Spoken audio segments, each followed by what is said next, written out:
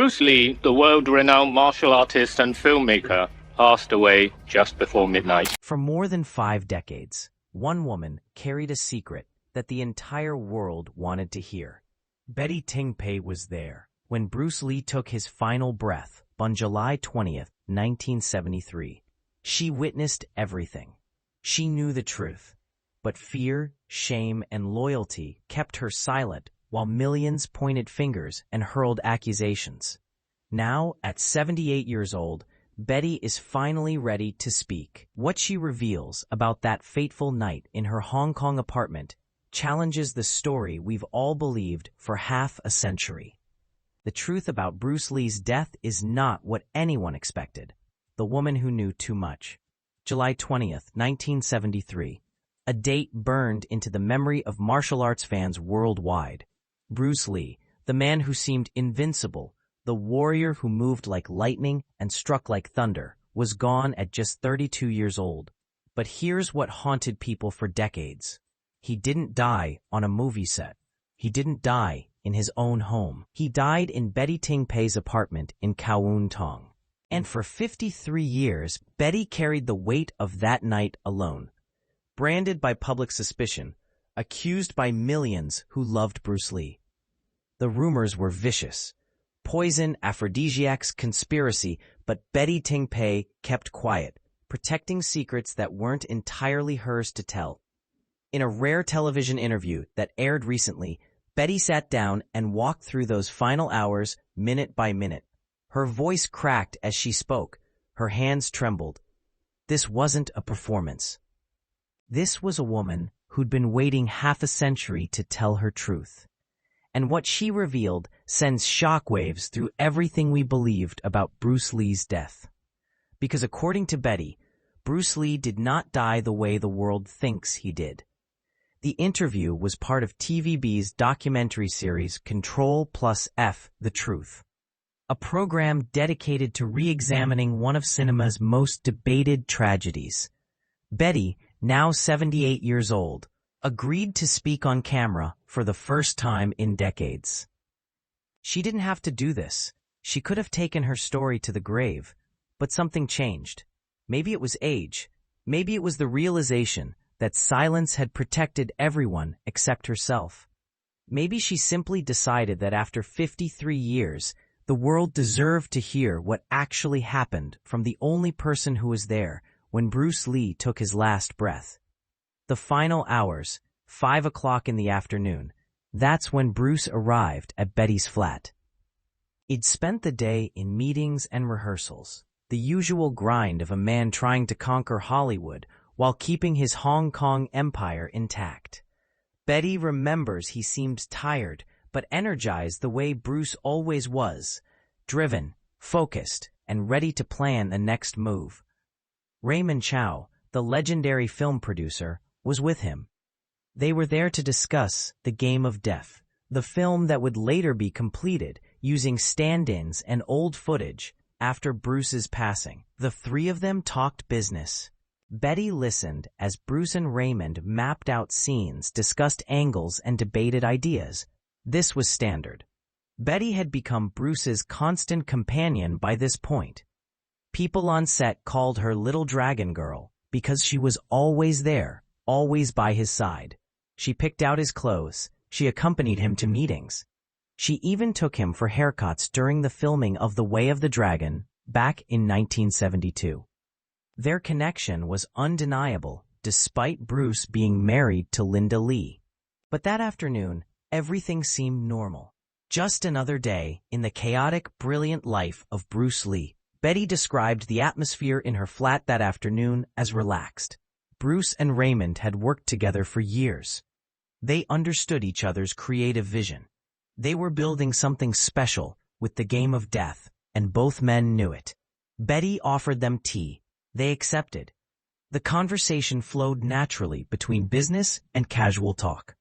Bruce laughed at something Raymond said. He seemed in good spirits. There was no indication, no warning sign that in just a few hours, everything would fall apart. Betty would replay this afternoon in her mind thousands of times. Over the next 5 decades, searching for clues she might have missed, signs she should have noticed, but there were none. Bruce was simply Bruce, intense, focused, alive. Raymond left around 7 o'clock for a dinner appointment. Bruce was supposed to join him later, but that meeting never happened, because at 7 o'clock, Bruce complained about a headache. The painkiller. A headache. Such a simple thing, such a common complaint. Betty offered him medicine. A painkiller called Accusations. It wasn't some exotic drug. It wasn't mysterious. Accusations was a standard pain reliever that combined aspirin with meprobamate, a mild tranquilizer. Betty had used it before. Her family had used it, and according to Betty, Bruce himself had taken similar medications in the past without any issues. They said I poisoned him, Betty revealed in her interview, her voice breaking. But it was just a headache pill. Why am I the one blamed? Bruce took the painkiller and decided to lie down in Betty's bedroom. He wanted to rest before the dinner meeting with Raymond. Betty checked on him periodically. He was sleeping. Nothing seemed wrong. The man who could do one-finger push-ups, who could strike faster than cameras could capture, was simply taking a nap. Except he wasn't sleeping, and Ting Pei didn't know it yet. But Bruce Lee would never wake up again. Betty returned to the living room, expecting Bruce to emerge refreshed in an hour or so, ready to meet Raymond for dinner. She had no reason to worry. Bruce had complained of headaches before. Everyone gets headaches. It seemed like the most normal thing in the world. But nothing about that night would be normal. And the simple act of offering someone a painkiller for a headache would define the rest of Betty's life. Turning a gesture of care into something millions of people would call murder. The panic. Hours passed. Raymond Chow called Betty's apartment. Where were they? Why hadn't Bruce shown up for dinner? Betty walked to her bedroom to wake Bruce. She shook him gently, then harder. No response. She called his name. Nothing. Panic flooded through her. This wasn't sleep. Something was terribly wrong. Betty called Raymond immediately, but Betty reveals something crucial here. Something that changes our understanding of that night. Raymond told her to wait. Don't call emergency services yet. Wait for him to arrive first. Betty, only 26 years old at the time, followed his instructions. She waited, and she's questioned that decision every day since. Betty admitted in her interview that she panicked completely when she couldn't wake Bruce. She'd never experienced anything like it. She was young, scared, and had no idea what to do. When Raymond instructed her to wait for his arrival before calling for help, she obeyed. She trusted his judgment. He was older, more experienced, a powerful figure in the Hong Kong film industry. Betty described feeling frozen, standing in her bedroom doorway, staring at Bruce's motionless form, waiting for Raymond to arrive and make everything okay. The delay in calling emergency services would become another point of criticism directed at Betty. People would ask why she waited. Why didn't she call an ambulance immediately? But she was following Raymond's instructions. And she explains that decision by noting she was terrified and unsure. I was 26 years old at the time, and the man adored by millions died in my bed. Betty said her words, heavy with the weight of that impossible situation. When Raymond arrived and saw Bruce's condition, reality crashed down on both of them. This wasn't like before. This was serious. Betty's doctor was called. An ambulance was summoned around 1,000 p.m. By the time Bruce Lee reached Queen Elizabeth Hospital, doctors pronounced him dead. The man the world thought was indestructible was gone, and Ting Pei became the most hated woman in Hong Kong overnight. The public execution. Ting Pei was 26 years old when the man millions adored died in her bed. The entire world turned against her in an instant. I became the enemy of the public, she said. The rumor started and spread immediately. Betty poisoned Bruce. Betty gave him an aphrodisiac. Betty and Bruce were in the middle of passionate intimacy when he died. None of it was true, but truth didn't matter when grief and anger needed a target. Betty received death threats. I received threats that my life was in danger as revenge for Bruce, she recalled. I was only 26 and was so afraid of death at that time. Nobody came to help me. She was alone, drowning in accusations, unable to defend herself because Raymond Chow and Linda Lee wanted her to stay quiet about the nature of her relationship with Bruce. Out of respect for Bruce's memory and his family, Betty kept silent. She denied romantic involvement. She protected everyone except herself. The coroner's report eventually concluded that Bruce Lee died from cerebral edema, likely caused by an allergic reaction to the meprobamate in Equic. But that medical explanation did nothing to stop the blame directed at Betty. If she hadn't given him the pill, people said Bruce would still be alive. Never mind that Bruce had complained of a headache. Never mind that Equisic was a common medication. Never mind that Betty was trying to help. In the court of public opinion, she was guilty, and the sentence was a lifetime of hatred. Frankly, even if the medicine caused it, what could I have done? Betty asks now, 5 decades later. I didn't create the drug, but guilt doesn't operate on logic, and Betty Ting Pei carried that guilt like chains for 53 years. The hidden relationship. Here's what Betty is confirming now. What she couldn't say back in 1973. Yes, she and Bruce Lee had a relationship. Yes, it was more than friendship. She met him in 1970 through Raymond Chow. Bruce pursued her despite being married. The whole world loved him, Betty said simply. It would have been strange if I didn't. She wasn't making excuses. She wasn't justifying anything. She was stating facts. Bruce Lee, the global icon, the philosopher warrior, the family man, was also human. He was drawn to Betty's honesty and straightforwardness. She was drawn to his brilliance and intensity. Betty described what attracted Bruce to her in remarkably simple terms. We have something in common. We are both genuine to people. He was a person that never tells lies, she said. This characterization reveals something important about how Betty viewed Bruce, not as the untouchable legend the public worshipped, but as a man with values and principles she respected. Betty became inseparable from Bruce. She was there during the creation of his greatest films. She witnessed his genius up close. She also saw something else, something the public didn't know.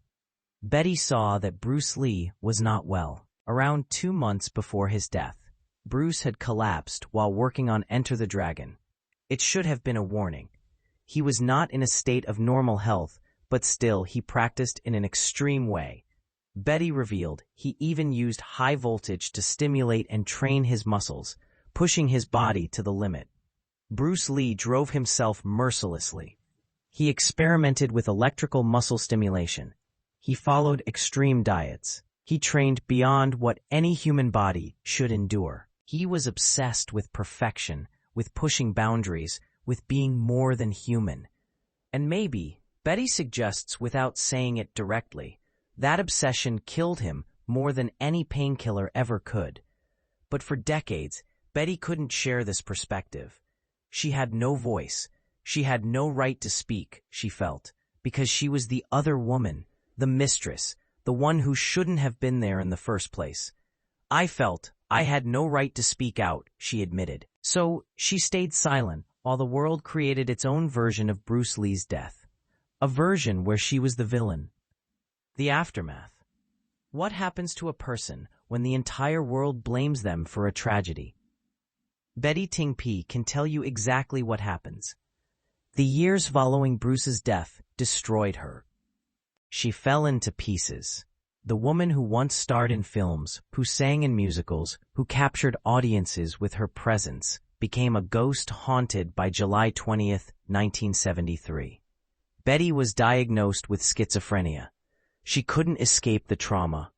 Even now, more than 50 years later, she checks on her daughter at night to make sure she's breathing. The fear never left. The panic of that moment when Bruce wouldn't wake up. That terror lives in her still. The Shaw Brothers studio tried to capitalize on the tragedy in 1976 with a film called Bruce Lee and I, starring Betty as herself and Danny Lee as Bruce. Betty thought maybe this was her chance to clarify the misconceptions, to tell people what really happened. But the public only paid attention to the sex scenes. They didn't want the truth. They wanted scandal. The film solved nothing. It only reminded everyone of what they thought they knew.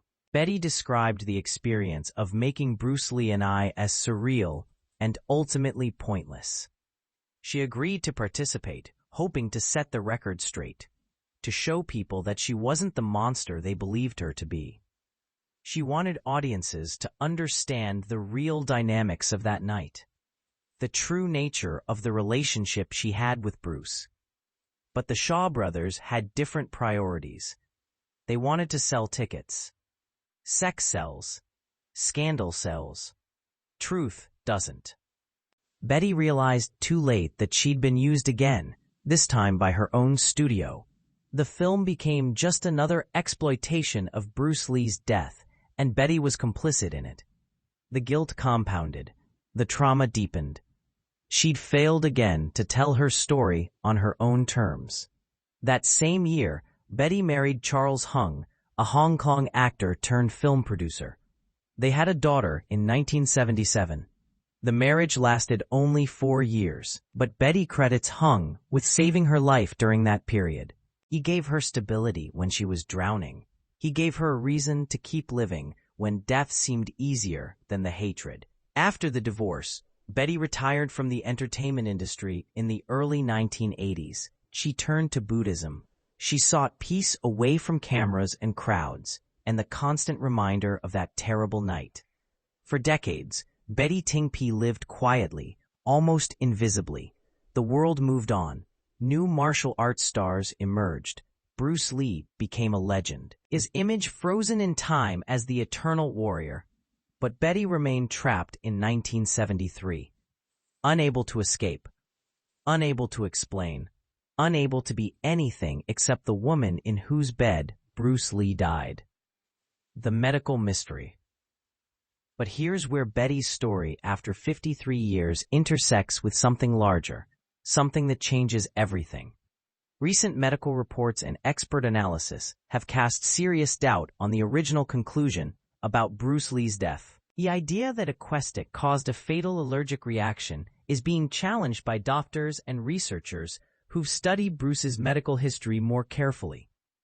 And what they're finding suggests that Bruce Lee did not die from a simple allergic reaction to a painkiller. Dr. Lee Hay, speaking on the TVB documentary that featured Betty's interview, pointed out something crucial. Bruce's father and brother both died while resting.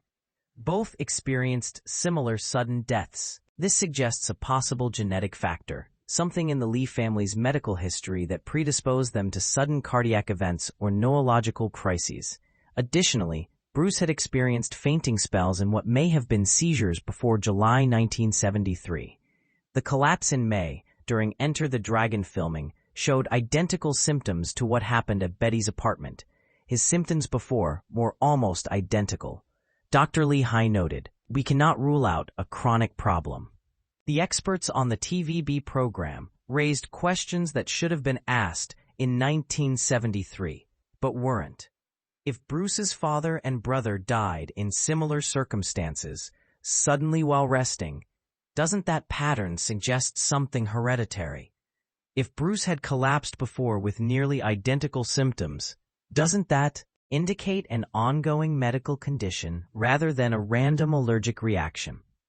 The timing of Betty giving Bruce Aquestic might have been a pure coincidence. His brain might have been ready to fail, regardless of what medication he took or didn't take. The cerebral edema that killed him might have been building for months or even years. The result of his extreme training methods combined with a genetic predisposition to this type of neurological crisis. Could there have been a genetic condition that made him vulnerable to cerebral edema regardless of any medication? Could his extreme training methods, His experiments with electrical stimulation, his punishing diet, and dehydration tactics have created a ticking time bomb in his brain? These questions matter because they shift the narrative away from Betty Ting Pei. If Bruce's death was the result of an underlying medical condition, possibly genetic, possibly exacerbated by his own extreme lifestyle, then the painkiller Betty gave him might have been coincidental rather than causal. Betty herself makes this point, though carefully. The medicine was one Li and my own family had taken before, she emphasized. It wasn't some untested substance. It wasn't unusual. Millions of people took Equidic without dying from it. So why did Bruce Lee react the way he did that night? The answer might have nothing to do with Betty Ting Pei at all. The answer might lie in Bruce's own body, in his genetics, in the way he pushed himself beyond human limits. And if that's true, then Bruce Lee did not die because Betty gave him a painkiller. He died because something inside him was already broken, already failing. And that July night was simply when everything finally gave out. The truth after 53 years. So what is the shocking truth that Betty Ting Pei confirms after 53 years of silence? It's not one single revelation. It's a collection of truths that together reshape our understanding of Bruce Lee's death. First, Betty confirms that yes, she and Bruce had a relationship. She's done protecting other people's reputations at the expense of her own truth. Second, she confirms that Bruce was not in good health before that night. He'd been pushing his body to dangerous extremes. He'd had previous collapses. Warning signs existed. Third, she confirms that she gave Bruce Equic for a headache, but she maintains that the medication was ordinary and commonly used. She didn't do anything wrong. She didn't know anything terrible would happen. But here's the most important truth Betty reveals. Bruce Lee did not die from poison. He did not die from some exotic drug. He did not die during sex. He died lying in bed resting after, complaining about a headache and taking a common painkiller. The death was medical.